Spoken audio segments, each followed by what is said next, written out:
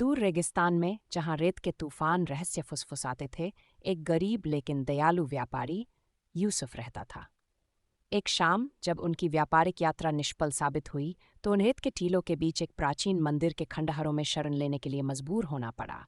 जब वह एक टूटे हुए खंबे के सहारे बैठा था, तो एक गूंजती, भयानक आवाज सुनाई दी। तुम मेरी शरण में आ गए हो। यूसुफ ने पीछे मुड़कर देखा तो उसे धुएं और आग से बनी एक डरावनी छाया दिखाई दी, जिसकी आंखें जलते हुए अंगारों जैसी थीं। ये एक जिन था। हे शक्तिशाली जिन, मुझे माफ कर दो, यूसुफ ने विनम्रता से कहा। मैं तो बस एक यात्री हूं, थका हुआ और शरण की तलाश में। जिन ने उसे ध्यान से देखा, फिर कहा, मैं तुम्हें जाने दूंगा, लेकिन एक शर्त पर। तुम मेरे लिए कुछ ऐसा लाओगे जो मैंने पहले कभी नहीं देखा हो। जोसेफ ने अपनी जान बचाने के लिए एक सहायक की मदद ली, लेकिन वह यह शर्त कैसे पूरी कर सकता था? जो जिन सदियों से जीवित है, उसे क्या आश्चर्य हो सकता है? वह दुर्लभ रत्न, प्राचीन पुस्तकें और इत्र की बोतलें लेकर आया, लेकिन जिन्न ने हर बार निराशा में अपना सिर हिला दिया। यूसुफ की उम्मीदें धूमिल होने लगीं।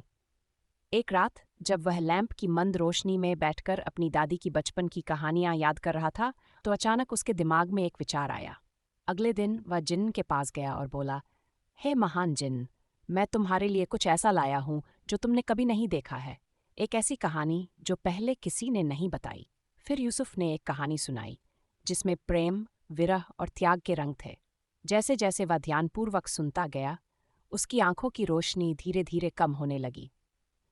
जब कहानी समाप्त हुई तो जिन्न ने गहरी सांस ली और कहा, यह सच है, मैंने साम्राज्यों को उभरते और गिरते देखा है, लेकिन मैंने ऐसी कहानी पहले कभी नहीं सुनी।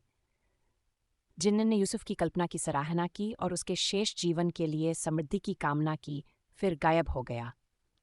इस प्रकार जोसेफ न केवल एक सफल व्यवसायी बने, बल्कि अपने समय के सबसे महान कहानीकार भी बने, जिन्होंने साबित किया कि दुनिया की सबसे बड़ी जादुई शक्ति शब्दों में निहित है।